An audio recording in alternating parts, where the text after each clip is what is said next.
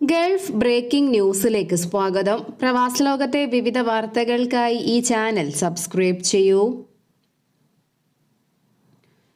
സൗദിയിലെ മിക്ക പ്രദേശങ്ങളിലും ശനിയാഴ്ച വരെ ഇടിമിന്നലോട് കൂടിയ മഴ പ്രവചനമുള്ളതിനാൽ അതീവ ജാഗ്രത പുലർത്തണമെന്ന് general directorate of civil defence പൊതുജനങ്ങളോട് അഭ്യർത്ഥിച്ചു. വെള്ളപ്പൊക്ക സാധ്യതയുള്ള താഴ്വരകൾ ഒഴിവാക്കണമെന്നും നീന്തൽ ഉൾപ്പെടെയുള്ളവ ഒഴിവാക്കാനും വിവിധ മാധ്യമങ്ങളിലൂടെയും സോഷ്യൽ നെറ്റ്വർക്കിംഗ് സൈറ്റുകളിലൂടെയും നൽകുന്ന നിർദ്ദേശങ്ങൾ പാലിക്കാനും ആളുകളോട് അധികൃതർ നിർദ്ദേശിച്ചു.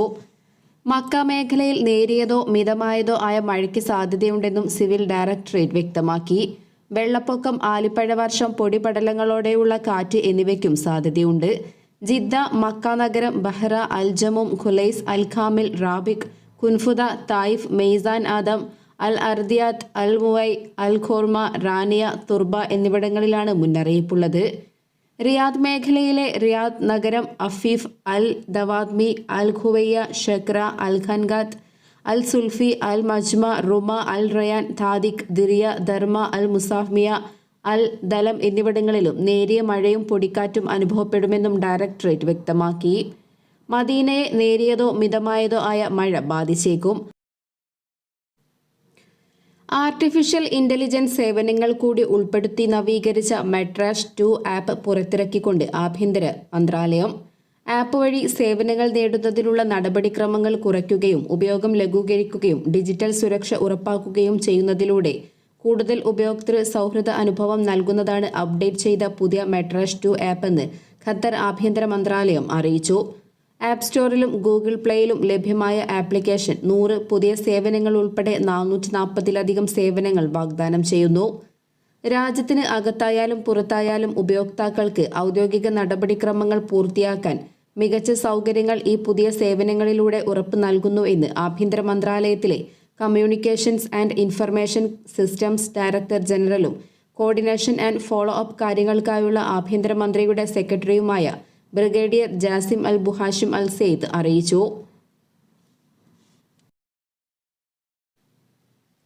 ദുബൈയിൽ കാറുകളിലെ സീറ്റ് ഷെയറിംഗിന് സമാനമായി മിനി ബസ് സീറ്റുകളും യാത്രക്കാർക്കിടയിൽ പങ്കുവയ്ക്കാൻ സൗകര്യമൊരുക്കുന്ന ബസ് പൂൾ സംവിധാനം നിലവിൽ വന്നു. സ്മാർട്ട് ആപ്പുകളിലെ ബുക്കിംഗ് സംവിധാനത്തിലൂടെ ദുബൈയിലെ യാത്രക്കാർക്ക് ഇനി തങ്ങളുടെ ലക്ഷ്യസ്ഥാനത്തേക്ക് ബസ് പൂൾ ചെയ്യാമെന്ന് അധികൃതർ പ്രഖ്യാപിച്ചു. ആദ്യഘട്ടത്തിൽ ദുബൈയിലെ ദൈറയിലാണ് ബസ് പൂൾ സംവിധാനം നടപ്പിലാക്കുന്നത്. ഇവിടെ നിന്നും തുടക്കത്തിൽ business bay, Dubai mall, Mirdif, Dubai festival city തുടങ്ങിയ സെൻട്രൽ ബിസിനസ് ജില്ലകളിലേക്കായിരിക്കും മിനി ബസ്സുകൾ സർവീസ് നടത്തുക.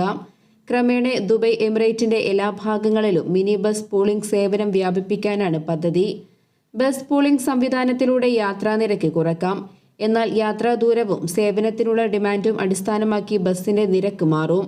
കൂടാതെ സിംഗിൾ ട്രിപ്പുകൾക്ക് പുറമെ ഒരാഴ്ചത്തേക്കും മാസത്തേക്കും മിനി ബസ്സുകൾ ഈ സംവിധാനത്തിലൂടെ ബുക്ക് ചെയ്യാം. 13 മുതൽ 30 വരെ യാത്രക്കാരെ ഉൾക്കൊള്ളാനാകുന്ന ബസ്സുകളാണ് ഇതിനായി ഉപയോഗിക്കുക. GCC നിവാസികൾക്ക് വർഷത്തിൽ ഏത് സമയത്തും ഉംറ തീർത്ഥാടനം നിർവഹിക്കാൻ അവസരം നൽകുമെന്ന പ്രഖ്യാപനവുമായി സൗദി അറേബ്യയിലെ ഹജ്ജ് ഉംറ മന്ത്രാലയം. ലോക മുസ്ലിങ്ങളുടെ പ്രധാന തീർത്ഥാടന കേന്ദ്രങ്ങളായ മക്കയിലെയും മദീനയിലെയും പുണ്യസ്ഥലങ്ങളിലേക്ക് തടസ്സങ്ങളില്ലാതെ പ്രവേശനം ഉറപ്പാക്കുന്ന മെച്ചപ്പെടുത്തിയ സേവനങ്ങളുടെ ഭാഗമായാണ് നടപടി.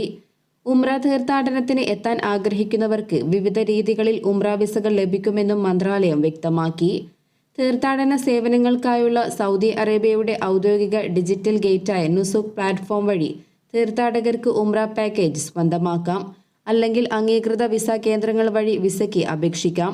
കൂടാതെ സൗദി എയർലൈൻസിലോ ഫ്ലൈനാസ് എയർലൈൻസിലോ സൗദി അറേബ്യ വഴി സഞ്ചരിക്കുന്ന യാത്രക്കാർക്ക് ട്രാൻസിറ്റ് വിസ സ്വന്തമാക്കാനും അവസരമുണ്ട്.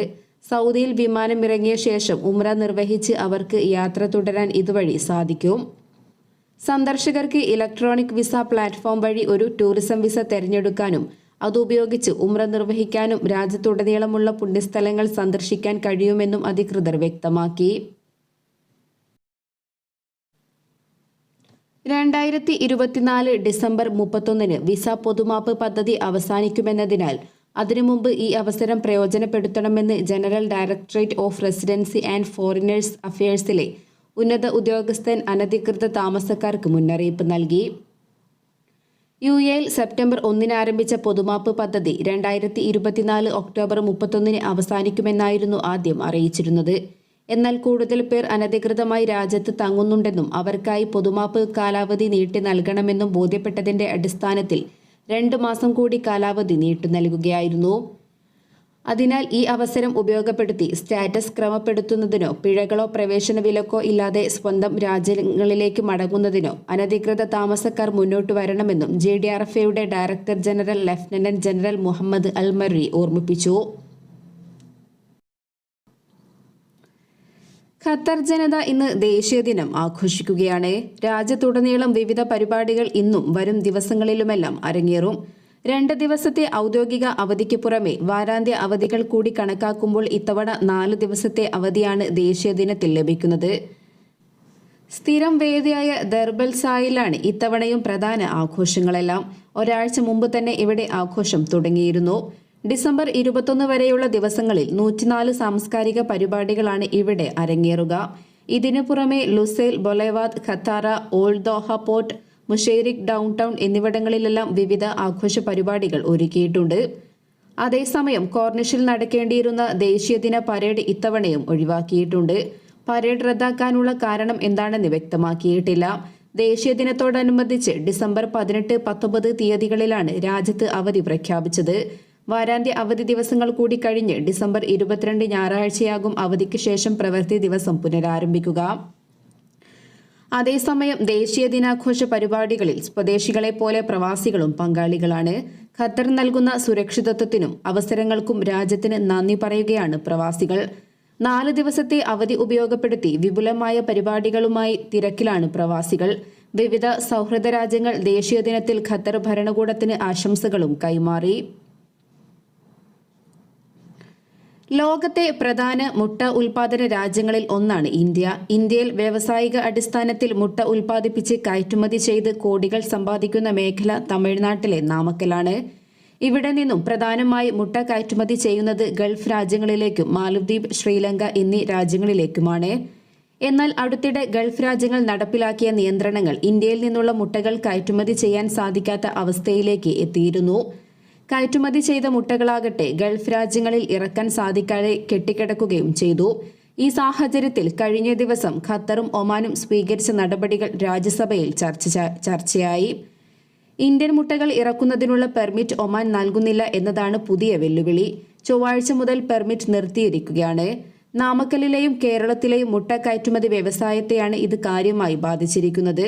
ഖത്തർ ഇന്ത്യൻ മുട്ടകൾക്ക് നിയന്ത്രണം ഏർപ്പെടുത്തിയതിന് പിന്നാലെയാണ് ഒമാനും ഇറക്കുമതി തടയുന്നത്.